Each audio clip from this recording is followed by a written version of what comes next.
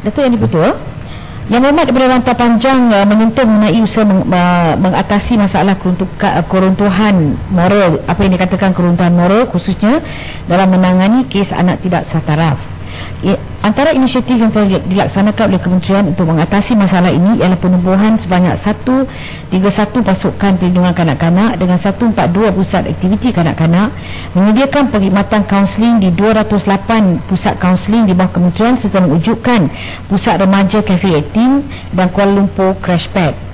Selain itu, KPWKN telah memperkenalkan pendidikan kesihatan reproduktif dan sosial yang diintegrasikan ke dalam program latihan khidmat negara mula siri kedua pada bulan 2011. Datuk Yang Dipertua, Yang Berhormat daripada Kota Kinabalu telah menyentuh mengenai isu bantuan Terima kasih Ibu Menteri. Daripada jawapan Menteri tadi, kita dapat melihat bagaimana kaedah penyelesaian yang telah disebut oleh Menteri tadi dalam menyelesaikan isu keruntuhan moral yang semakin kronik dalam negara kita, yang saya kira kita bahasa yang kita gunakan anak tidak setaraf, sedangkan dia sebenarnya adalah anak zina dalam bahasa yang sebenar. Tetapi ini adalah satu perkara yang menyebabkan orang tak rasa itu satu dosa yang besar. Apa yang saya nak sebut di sini ialah langkah-langkah yang telah diambil oleh kementerian. Kita tidak nampak bagaimana langkah-langkah yang boleh memberi kesedaran yang benar-benar melahirkan terutama bagi orang Melayu Islam yang ramai terlibat orang Melayu Islam, iaitu kalau kita macam ni seolah-olah hanya dalam bentuk ilmu biasa tapi tidak ada peningkatan kesedaran agama, kesedaran yang boleh dia merasakan itu adalah satu dosa yang seharusnya dia bertaubat sungguh-sungguh. Apalagi dengan undang-undang yang kita tahu masih tidak memberi sekatan untuk mereka untuk meneruskan kerja ini. Jadi saya ingin tahu penjelasan daripada Yang Berhormat Menteri daripada perkara yang telah disebut oleh Menteri tadi untuk menyelesaikan masalah lambakan anak tidak sah taraf yang bermasa dalam negara kita ini, sejauh mana keberkesanan program yang telah dibuat oleh kementerian yang dapat boleh membendung isu yang sedang melanda negara kita. Minta penjelasan. Terima kasih Yang Berhormat. Sebenarnya isu seperti mana yang kita bincangkan sekarang ini bukanlah satu isu yang mudah untuk kita nak tangani. Isu ini adalah tanggungjawab bersama. Kita di kementerian, kita akan menentukan sama ada undang-undang atau polisi maupun program kita akan jalankan. Tapi pada akhirnya Yang Berhormat, institusi keluarga, ibu bapa lah dengan ajaran agama mereka kepada anak-anak mereka yang akan menjadi benteng yang paling kuat dan efektif untuk menangani masalah dan isu seperti ini. Misal kata di kementerian Yang Berhormat, macam-macam program kita buat. Kita ada parenting at work lah, modul IME control lah, kami prihatin lah. Semua kita, saya rasa Yang Berhormat pun di kawasan Yang Berhormat pun mesti sudah menjalankan pelbagai program. Tetapi perkara ini berlaku. Tapi satu yang saya nak kata Yang Berhormat, secara umumnya saya rasa bahawa rakyat Malaysia menghormati dan menghayati agama masing-masing. Walaupun kita ada kes-kes seperti ini, saya nak minta supaya janganlah kita catkan semua anak muda di Malaysia seolah-olah mereka semua terjebak di dalam situasi seperti ini. Tidak. Walaupun kita menghadapi masalah, kita tak mahu ada satu kes pun berlaku, tapi saya rasa sedih kalau kita rasa bahawa semua anak muda dan warga di Malaysia. Saya rasa Bukit Matajan yang menggalakkan aktiviti begini sebab di Pulau Pinang dia menganjur hari berpeluk-peluk. Inilah dia raja melaga-lagakan menggalakkan aktiviti negatif begini. Kerajaan Pulau Pinang menganjur hari berpeluk-peluk, hugging day, peluk sana peluk sini. Ini dah minta komen. Di Pulau Pinang tak ada banyak bayi dibuang. Macam mana hari berpeluk-peluk ni? Di Sabah banyak bayi dibuang. Buka sikit.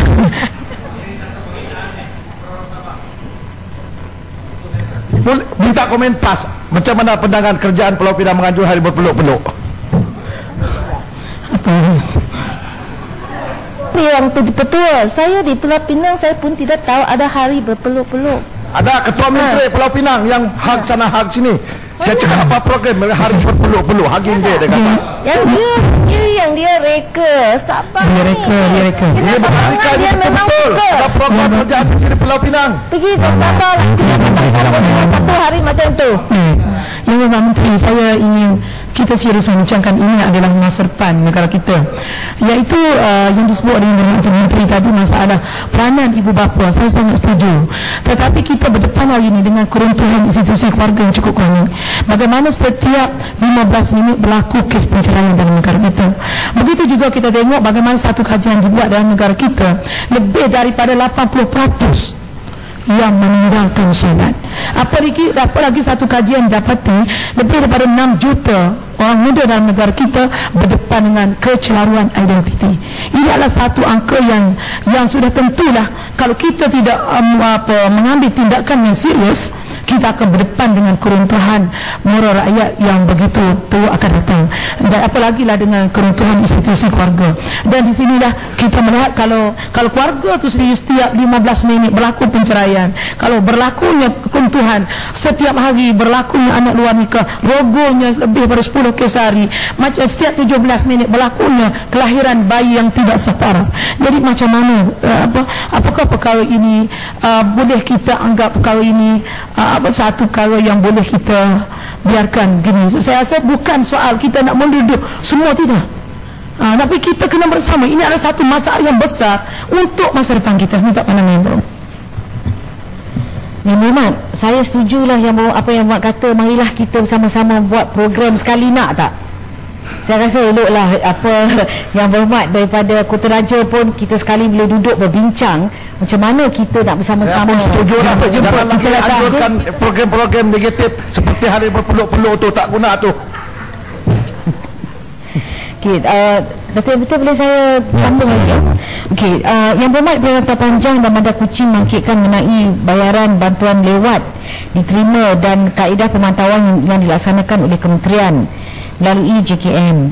Dalam hal ini, JKM telah menetapkan tarikh bayaran bantuan keuangan kepada penerima bantuan pada 1 hari bulan setiap bulan melalui akaun bank di seluruh negara. Sekiranya yang berhormat mengetahui sebarang kes penerimaan bayaran bantuan yang lewat, maklumat tersebut boleh dipanjangkan terus kepada pejabat kebajikan masyarakat dan Jabatan Kebajikan Negeri untuk tindakan yang segera. Yang berhormat.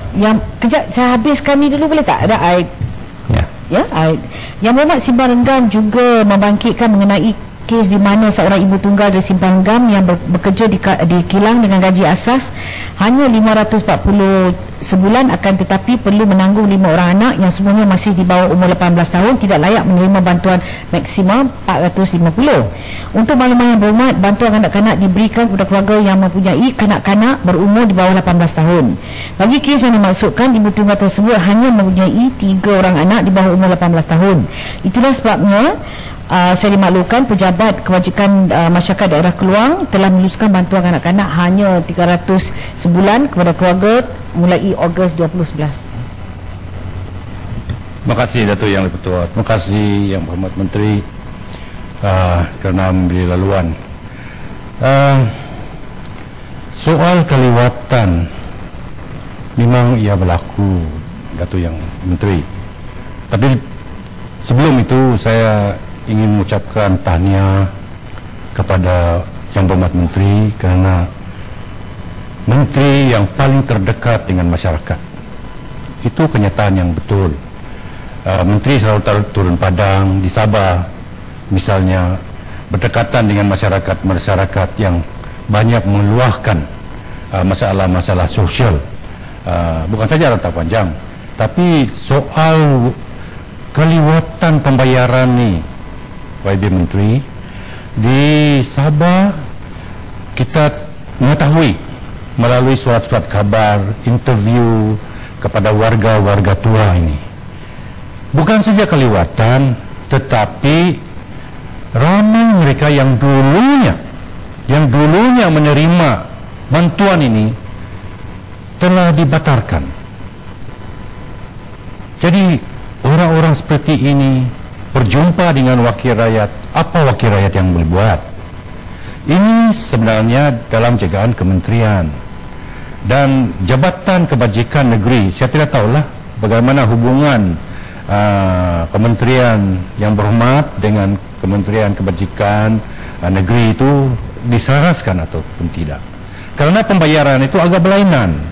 Dan ada pula yang menerima beberapa per tahun sudah dihentikan pembayaran itu. Jadi orang ini marah.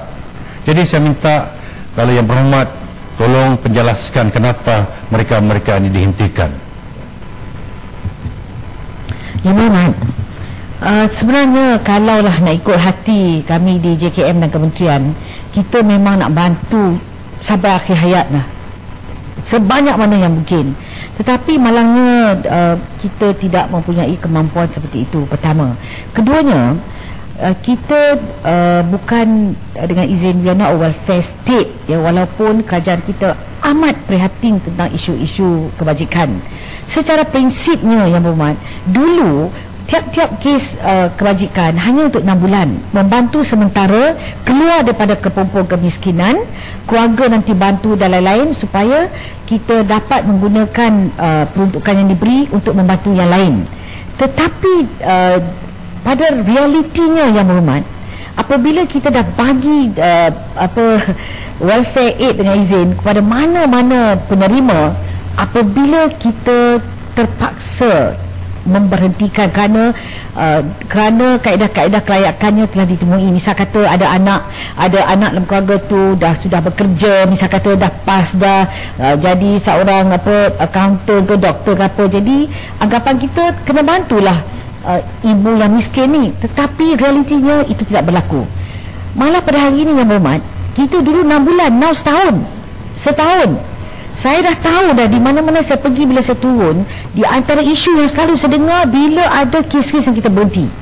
Jadi saya dah minta kepada berhenti sebab apa? Mesti mereka nanti rasa kenapa bantuan saya diberhentikan.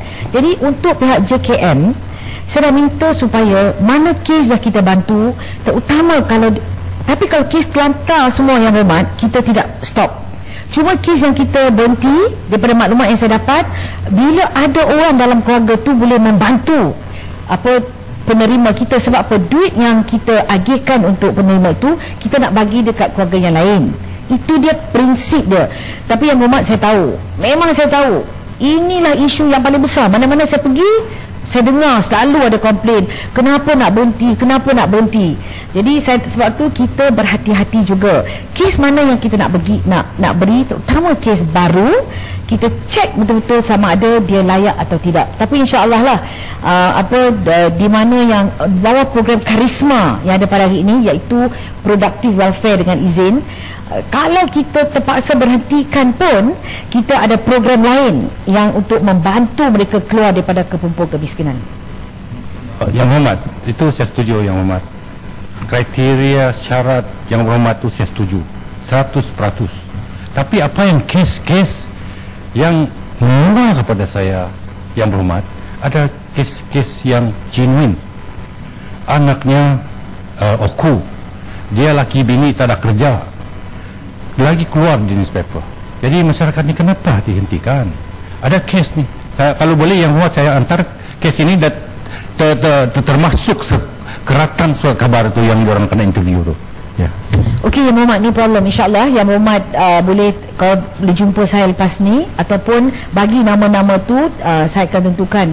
Saya dan Ketua Pengarah Jabatan Kebajikan Masyarakat ada pun di Dewan pada hari ini, kita akan beri perhatian yang sewajarnya. InsyaAllah.